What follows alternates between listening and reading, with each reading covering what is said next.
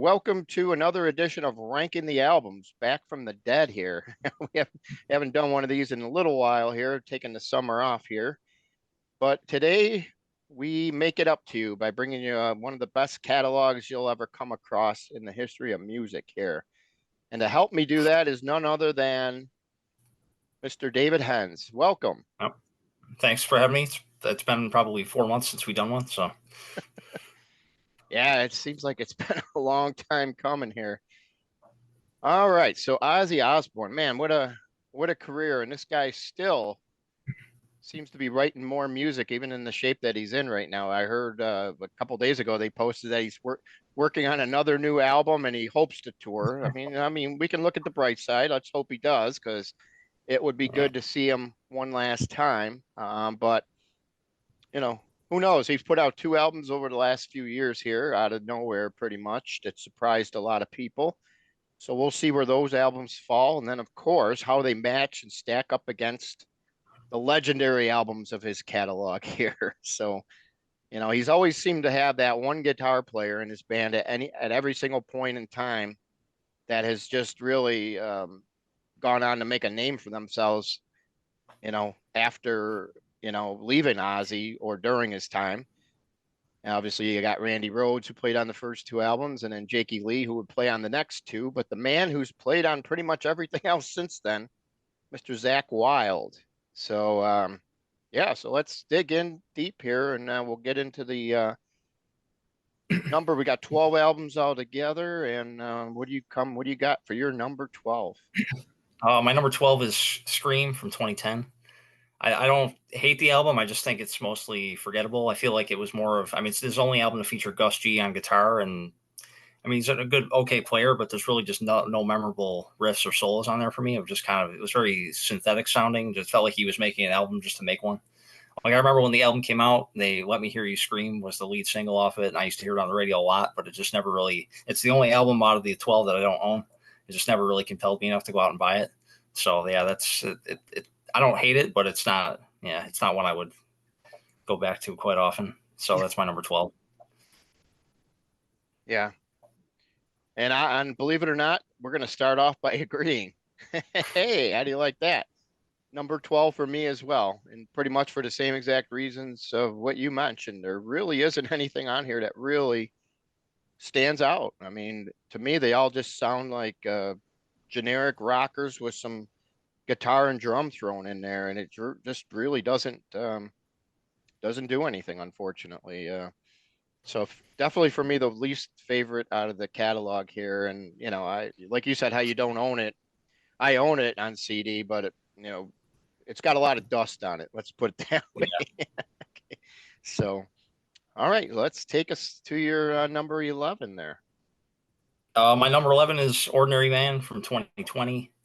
I remember when the album came out, I was excited because it was a new Ozzy album. I still get excited when he puts out new material because you don't know what it's going to be. But I don't know. The 80s and 90s albums, they felt like a band. These later Ozzy albums just feel like a random cast of characters thrown together to make a record. There's not a lot of cohesion to the material. And like Andrew Watt is his producer who also works with Post Malone and stuff. So he's an okay guitar player, but he just doesn't, I don't know. He just doesn't have like the typical like iconic personality that you would expect from an Ozzy guitar player. It just doesn't really work for me.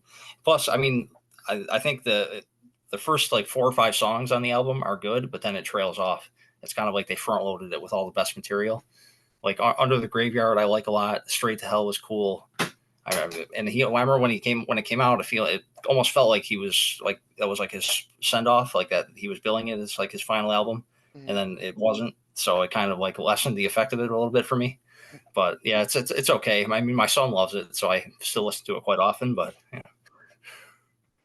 Yeah, I hear you. I'll be getting to that one probably very shortly here. But for me, my number 11 is going to be Black Rain. Another one here that not much really standing out. Here for You is the one that kind of stands out a little bit for me on this album. But the rest of it, same thing. And nothing to me really standing out. It's definitely not, probably next to Scream, the least Ozzy sounding album you know, because it's got a lot of darker material on it, and it definitely fits more almost new metal in a way with the way the music is. But it just didn't stand out for me. Very, very forgetful, nothing memorable on it. So Black Rain number 11 for me. And what do you got for number 10? My number 10 is Black Rain. And I remember, yep. So, I mean, I remember when the album came out in '07. I Don't Want to Stop was over on the radio constantly. And it's an okay single, but I mean, I think that my two favorite songs off the album were The Almighty Dollar and Countdown's Begun, which, unless people own the record, you would never hear really because none of that stuff ever got played on the radio past the open of the lead single. But yeah, I mean, a lot of there was like basically the commercial Ozzy period, like his at this point in his career, it was more about like his reputation rather than how he was still acting in the moment. Like he was kind of like just coasting off of his Prince of Darkness persona, but the music didn't really reflect the old school, like the danger of the early records. It was kind of just very processed and corporate by that point. So, but yeah, it's okay. I mean, and Zach's playing and soloing is still great, but yeah, there's the songs just weren't up to par. All right. And then just to get back in line with you, believe it or not, my number uh, my number 10 is Ordinary Man. So we pretty much got everything. The three least albums that we match up there, just a little bit different in the order, but and the same thing that you said. It seemed like the beginning of the album was a little bit more stacked. Like you mentioned Straight to Hell and Under the Graveyard, was it? Um, Yeah. I'll throw in Ordinary Man, the title cut, and All My Life. Those are the two for me that seem to really stand out. And those, like I said, they're all right in a row there to kick off the album. So it definitely, sounds like, and that's what they do on a weaker album instead of, you know, they'll try to load it up heavy. So hopefully that you listen to it all the way through. Mm-hmm. But there we are. So there's my number 10, your number 11, and we're going down into the good stuff here. We're going to go into number 9. Yeah, number 9, I have Osmosis from '95. Um, I, I like Perry Mason a lot, and they're like, it was the '90s. I mean, I think having Geezer play bass on the album was cool, but Yeah. I don't know. It's the other. I don't think that outside of that first track, I don't really. I mean, I don't go back and listen to it that often, but it was just kind of, again. I mean, '95 Ozzy was kind of the fascinating thing about Ozzy is regardless of how many trends changed throughout the '90s, these all albums always sold well, and he was always popular, and he always sold out tours and everything. So I mean, he was just kind of immune to the external changes in culture and stuff. But there's not a lot in this album that really holds up to the other material. I don't hate it, but it's just kind of middle of the road stuff. So, but it is better than Forbidden, which Sabbath put out in '95 also. So. All right. Yeah. So my number 9 is the same, Osmosis. So we could just go right on to that. Perry Mason got a lot of play. See You on the Other Side was the one that really, really got. That's probably the most well-known song from the album, just because of it kind of Mm-hmm. reminds you almost as if it belongs from the No More Tears album in a way. It just seemed like an extension off those type of songs. But other than that, you're right. None of these other songs really got any videos, no airplay on the radio. But the few that stand out besides that one for me is Ghost Behind My Eyes. Definitely one of those. For me, that I just feel that that's one of those very underrated tracks that kind of was left behind in the dust, unfortunately. But you know, like you said, considering the time, you're talking 1995, so everything was in full swing, and the next round of uh, grunge or that type of rock, whatever you want to call it, was already forming in the mid 90s there. So you had a deal still with the people that got the whole ball rolling in 91, like their Nirvanas and Pearl Jams, stuff like that. But then by 95, you had a whole slew of other bands that appeared out of nowhere that kind of took the torch for a while and ran with it. But Ozzy was still, the Osmosis came in at number 22 on the charts. So I mean, that's not bad considering, No, you know, considering No More Tears only clocked in at 17, and that was like right around the epitome of when everything was, that one a lot of people consider Ozzy's one of his best albums. So, but Osmosis also reached double platinum, which is something hardly any of the bands from the 80s were doing. Mm. Nobody. I mean, that's why the record companies all pretty much sent them packing and no longer released their albums, and many bands folded up from the 80s.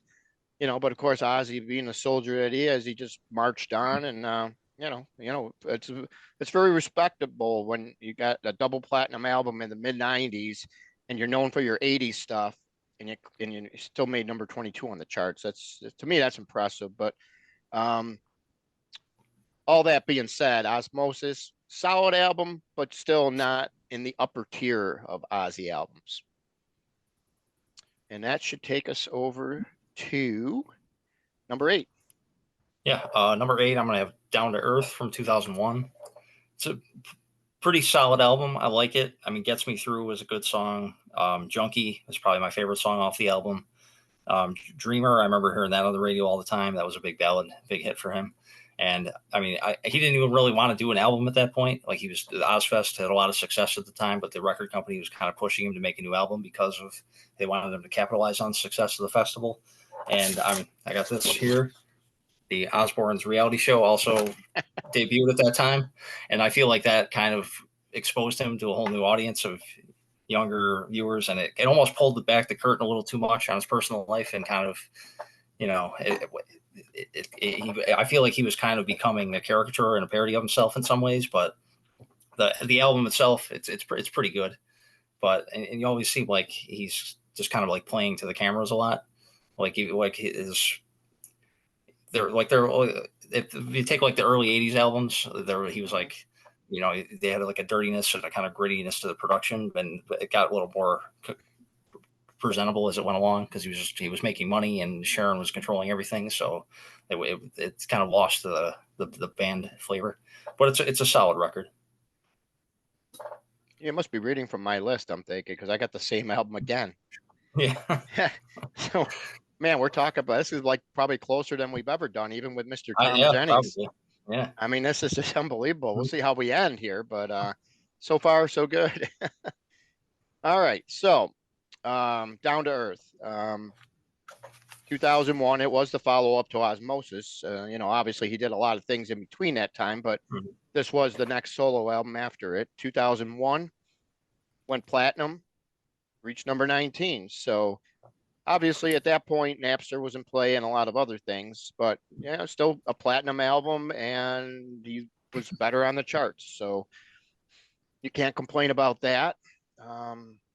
And he did a big tour with this one, which really in reality is his last ever, to date so far, his last ever solo tour to hit Buffalo. I mean, obviously he played those Ozfests, but this is like the last non-Ozfest Ozzy solo show that he's played since then, believe it or not.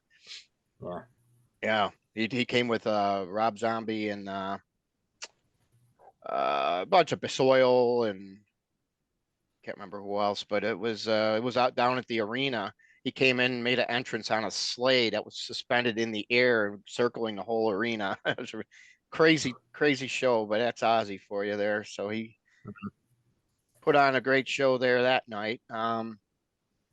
Yeah, so like you mentioned, Dreamer was big. I really liked that one. Gets Me Through kicks the album off in fine style. Running Out of Time is another one that stands out for me. Alive, Can't You Hear Them? Some really good, solid material towards the end of the album. This time he kind of ended it really strong there. But overall, definitely one of his better albums. But by a lot there, as it stands out there at number 8. And that should take us to number 7. All right. Yeah. Number 7, I have Patient Number 9. I was actually surprised how much I liked this album, only because after Ordinary Man, I really didn't have high expectations, but I think he selected a lot of good people to collaborate with on this one. I mean, both Tony Iommi songs are great, with Degradation Rules and No Escape From Now. I think Tony's got a great the classic Sabbath tone in both of those.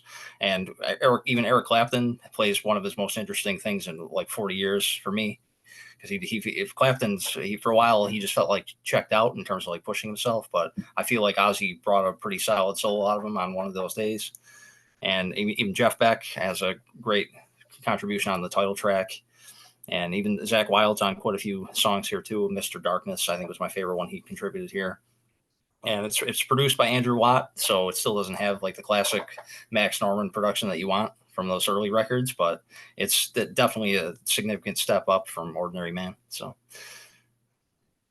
Yeah, and once again, I got the same one at number 7 for me too. So far, so good. Patient number 9. Interesting, like you mentioned. When you got an album that is, you got a lot of different players on them, all playing on different tracks. A lot of times things can get lost because, like you said, and before about the cohesion, of the album and everything. But this one is a little different. Yeah.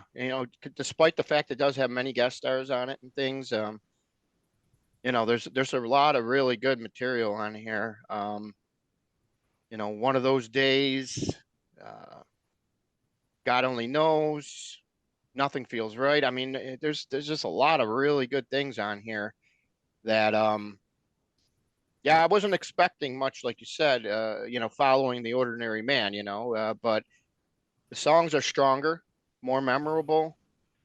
And the array of guest stars on this one is just amazing. How he's got so many different people from all different types of, like you said, Clapton, and then you got Zach on a couple of tracks. I mean, there's a lot of different wide variety of guitarists on here, and this album is definitely a very very solid release.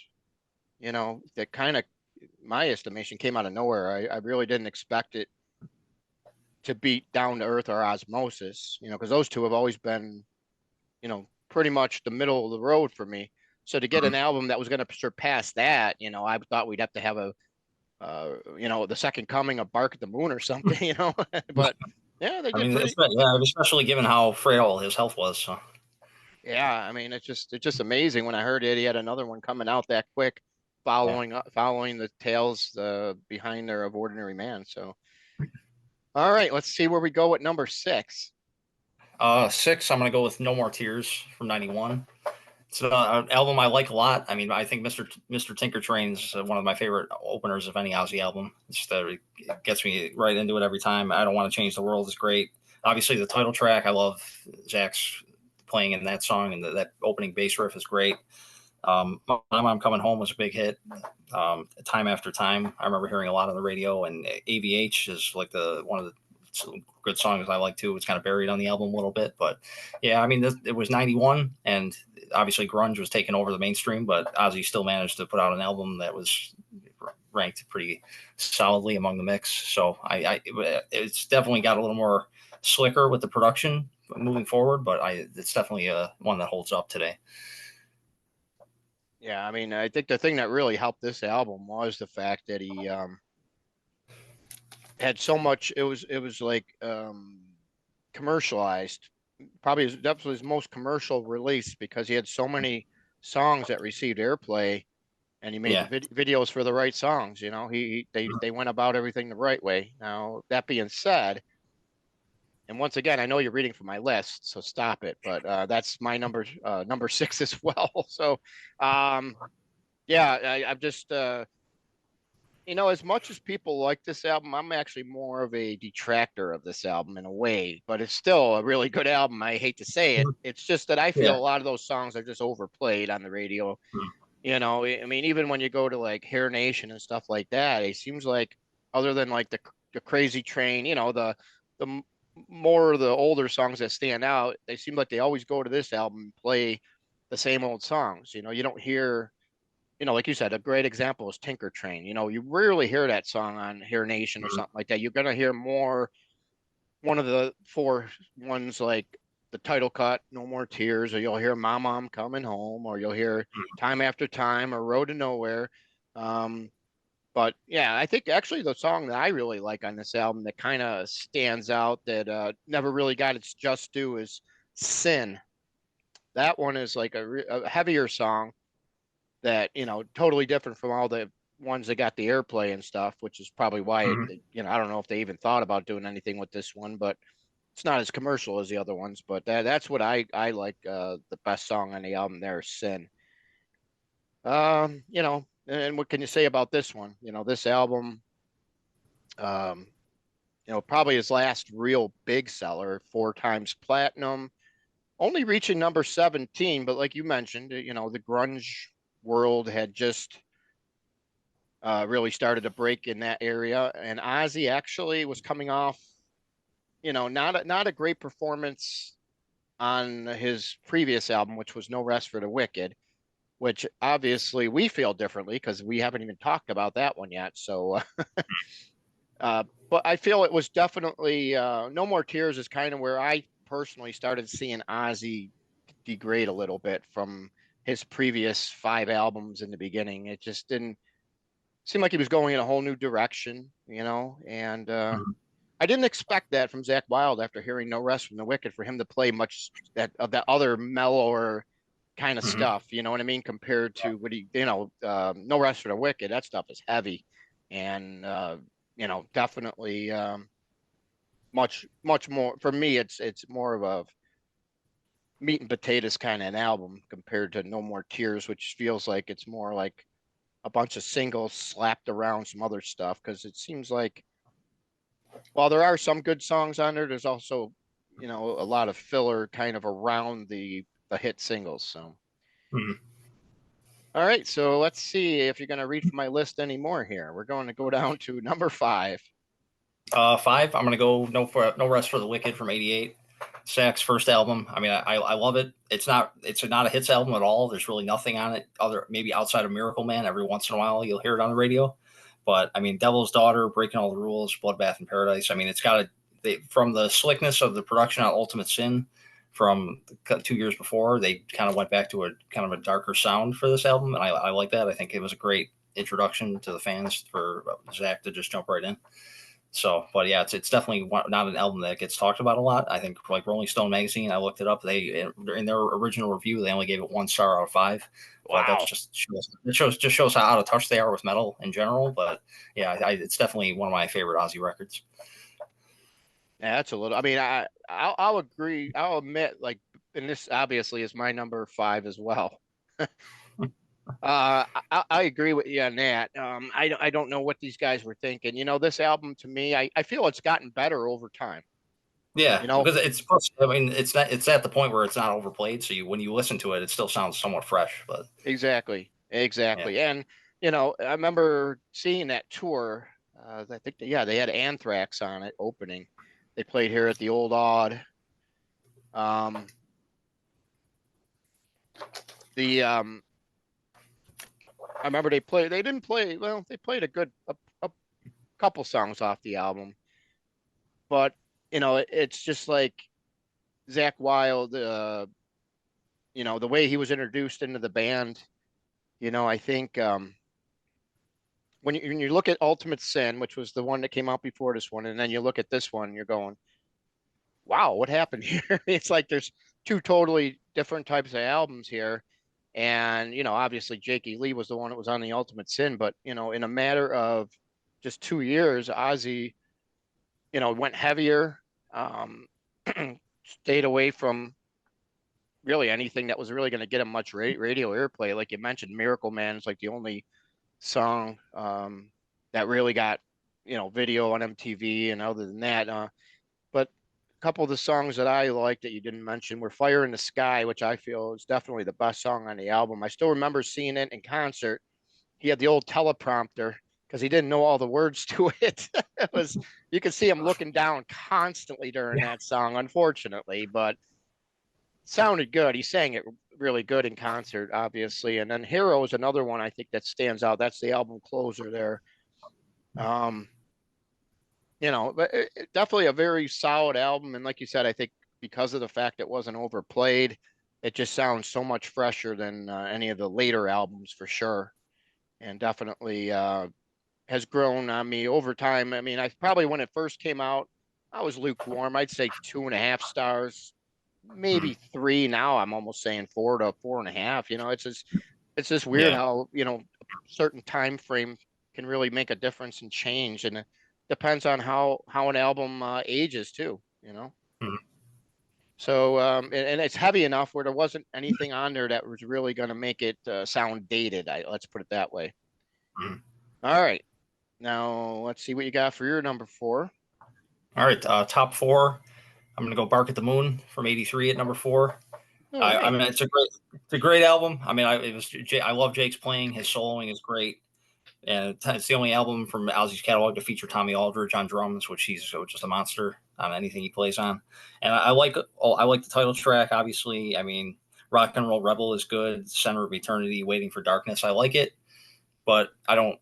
I like the other Jake album more, which I'll talk about in a minute. So All right. So you got Bark of the Moon. So finally, we're not on the same page here.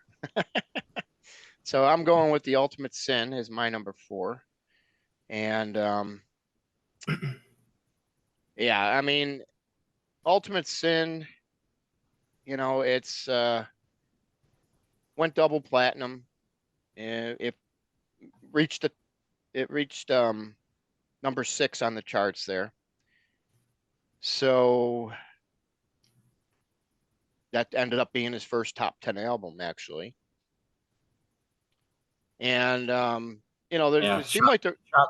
Shot in the Dark helped that out a lot. So Oh yeah, yeah, and yeah, that's the gem on the album, the probably the most known track. And then the other one that got a lot of airplay, even though not as much as Shot in the Dark, was Lightning Strikes. That was a big one on the radio up here. Um, Different type of an album, compared to Bark at the Moon. I think it's cleaner. Bark at the Moon's a little bit rougher, I think. yeah. Ultimate Sin's a little cleaner. Mm-hmm. Killer of Giants. Almost clean.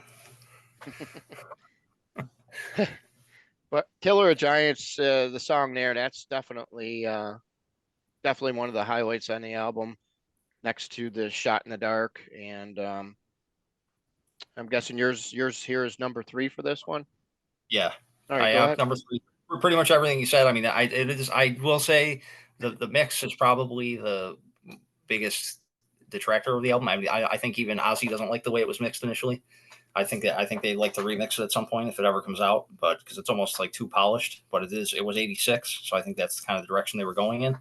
But yeah, I mean, even I love the title track. I mean, Jake's he's always been kind of a flashy player, and his soloing is just always compelling. So, but yeah, even with I mean, I like "Shot in the Dark," but that's probably I mean, it's a great song, but even if it wasn't on the album, I'd still like it. So, What songs do you that stand out for you on it?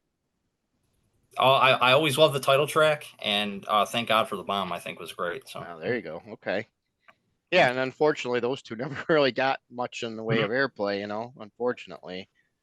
Ultimate Sin, yeah, that's an awesome song there. The title cut, and it kicks off the whole album in great style there. All right, so there you got number 3. So my number 3 is Bark at the Moon, obviously, because you picked yours for number 4. So we just switched them two around, which is, they're close. But they did my ranking here. They came pretty close to each other for sure. That's why they're right next to each other. Um, Bark at the Moon to me, I remember when it first came out, Bark at the Moon, the song was what we heard on the radio. And then little by little, we started hearing more. I remember they actually had a video for So Tired, which probably was that killed the album probably more than anything because of how that song. I mean, I like the song personally, Mhm. but for Ozzy to release a song that slow and it almost makes you feel tired listening to it in a way. Yeah. Compared to if you listen to the first two albums and then you follow this song up. But So Tired, there's I just feel it didn't really help. I mean, there's some other songs on here that stand out to me a little bit more, and that would be Center of Eternity. Now You See It, Now You Don't. Another song that got a little bit of airplay, but not too much. But to me, I really like You're No Different. That song, definitely one of the highlights on the album for me. But So that and Bark of the Moon for me, number 3. That album actually went triple platinum to date, peaking at number 19. So actually, Ultimate Sin followed it up, got a better charting position, sold about a million less, but I don't think it was anything that even though it's a little bit more polished, but Mhm. obviously Jake left after that, so and then from there, he went in a different direction with the guitar player. So, but let's get into the nitty gritty here. We're going down to the top 2 Ozzy albums. I guess it's just a matter of where you rank them. I'm going to guess, go out on a limb here and say that we don't have them in the same spot, but I could be wrong. Let's see what you got for number 2. So, yeah, my number 2 is the first one, Blizzard of Oz. All right, here we go. I mean, it's a great album. I mean, the songs speak for themselves. I mean, Crazy Train's a little overplayed at this point, but it's still A little? it's yeah, I mean, it's great for a reason. But I mean, I don't know is great. The Randy solo and Goodbye to Romance is majestic. I just love it. Suicide Solution is great. Mr. Crowley's great. Steal Away closes out the album really well. The thing about these albums is there's just kind of they're draped in drama now because of like the lawsuits and everything, and Bob Daisley and Lee Kerslake being forced out. And when they reissued the albums in 2002, they re-recorded them with other people playing. And Sharon said that it was Ozzy's decision to do that, but then Ozzy came out in his book in 2009 and said that it was all Sharon. It was kind of like forcing his hand to do that. He didn't want to. So, but I mean, it's definitely the band of Ozzy, Randy, Bob, and Lee. That was like the glue that was holding Ozzy together at this point. I mean, and obviously Randy is what can you say? I mean, he was the perfect player for Ozzy at that point to kind of bring him out of his depression after he got fired from Sabbath. So, I mean, it's a great album. The only thing I would say about it is just the production. Max Norman produced it, but he's not credited on it. But he obviously, I think that Diary of a Madman, which I'll talk about in a little minute, there's like a sonic difference from that album to this album that made that one just a tad better. So, all right, yep. So Blizzard of Oz is my number 2 as well. So I'm surprised we picked the same, which is good though. So yeah, so Diary of a Madman, Blizzard of Oz. A lot of people have a hard time which one is better. But I think the thing that for me, the reason why Diary of a Madman's a little bit better than Blizzard is the playing on Diary for me is just much, much better overall. Not only the guitar playing, but I feel the overall, bass, drums, everything there. But Blizzard of Oz, yeah, the songs are good. And like you said, Goodbye to Romance, what a great song there. Mr. Crowley, Steal Away the Night for me is definitely the song that I enjoy the most because it's not overplayed like the other ones, like Crazy Train, but I would take listening to Crazy Train, probably 100 more times than I would Welcome to the Jungle or Paradise City. I just those 2 songs I wish I could never hear them again, but Crazy Train it's not there for me yet. Like you said, you hear it no matter where you go, especially sporting events and wherever you go, you hear that song, it seems like. But yeah, I mean, 97 Rock, they never shy away from it. So, yeah, they do that with a lot of bands, unfortunately. So, yeah. So, but other than that, number 2 is Blizzard of Oz, just because Diary of a Madman is a lot better. So, give us your take on the number 1 Ozzy album there. Love it. Yeah. Yeah, I mean that's to me this album's a masterpiece. I mean, side 1 is Over the Mountain, Flying High Again, You Can't Kill Rock and Roll, Believer. I mean, I think that the title track, Diary of a Madman, is probably my favorite song that Ozzy ever did in his solo career. I'm just if you think about just the leap that Randy made from Blizzard of Oz to this album, just in his creativity and the guitar playing, it's almost crazy to think about because he was so young and he was definitely, I don't know. Had he not passed away prematurely, I don't know if he would have stayed in metal. It's almost like he was too good for the metal. I feel like he was kind of evolving in a lot of ways. but just the way he would triple track his solos and just layer them on top of each other, so you get that really meaty sound. And it was just, I mean, it's great. But and obviously Max Norman, his production took a significant step up. I think that all the instruments sound even more powerful on this album than they do on Blizzard. So it's definitely the definitive Ozzy album for me. Yeah, I mean, at the time when these two albums came out about a year apart, I wasn't really listening to 97 Rock quite during the time frame when Blizzard of Oz came out. So by the time I started getting into it, Diary of a Madman had just come out. So they were focusing on songs from that album, but they would throw in Crazy Train here and there, like you said, and I don't know. But when I first heard Flying High Again and Over the Mountain, it was just, just unbelievable stuff. And then I remember back in the day, 97 Rock used to actually play You Can't Kill Rock and Roll a lot back in the mid 80s, early to mid 80s there before they left the air for a while. And man, that song, when I remember the first time I heard it, they played a double shot. It was a 2 for Tuesday. They played Crazy Train first, followed it up with You Can't Kill Rock and Roll. And I was just like in heaven. I mean, it was just, for some reason, that song has always stuck out to me as the best Ozzy song overall.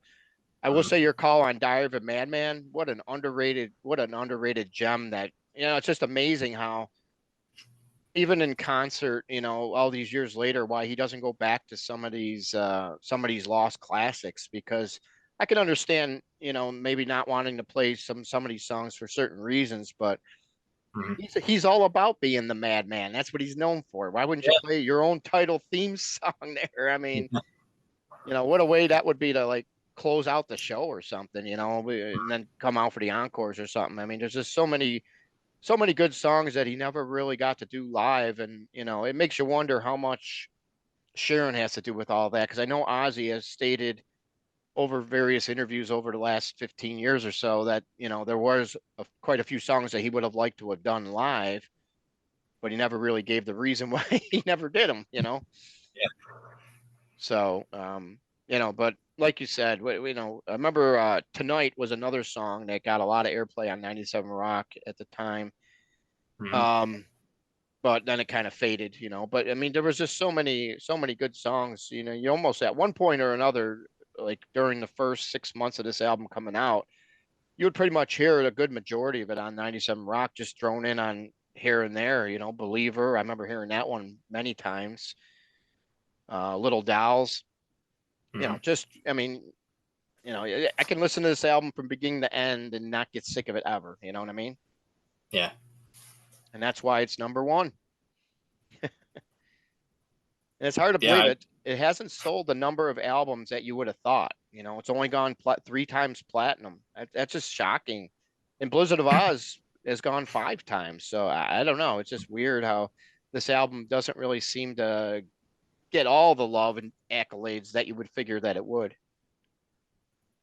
Yeah, I wonder if they just haven't gone back and recertified it in a while. Maybe it's higher. Which definitely could be the case, the way things work nowadays with these these music people there. I would think it would sell more than a lot more copies than some of his later catalogs. So basically, you're telling me that No More Tears has outsold Diary of a Madman? I think not. Yeah. So yeah, I agree. You're probably right on that one. You hit the nail right on the head on that one. So any last thoughts on this catalog here?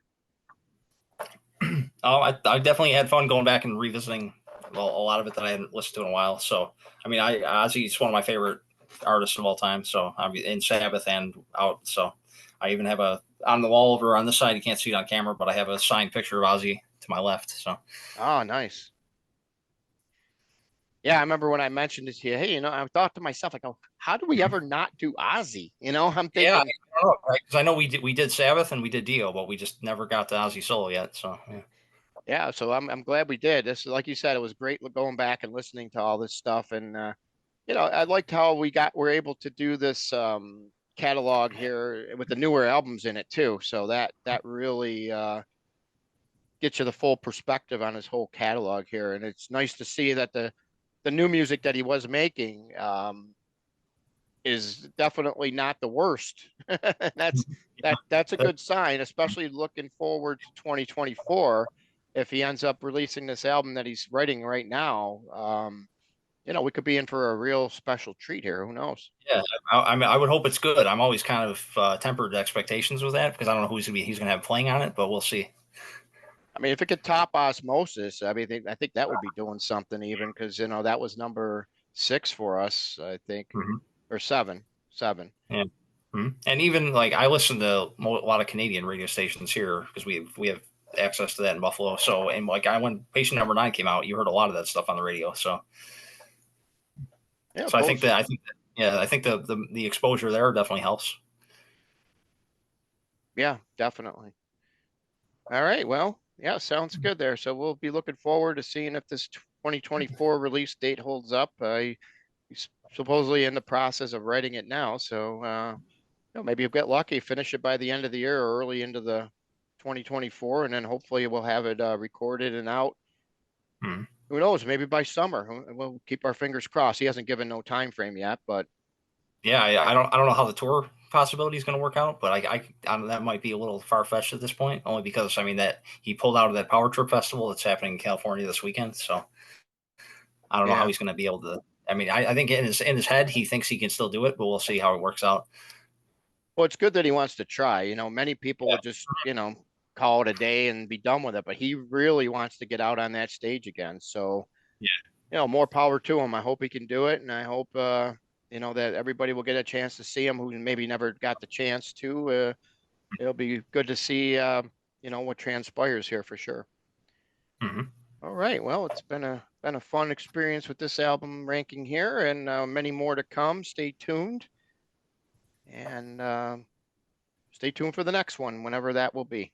Hopefully sooner than later. Yeah.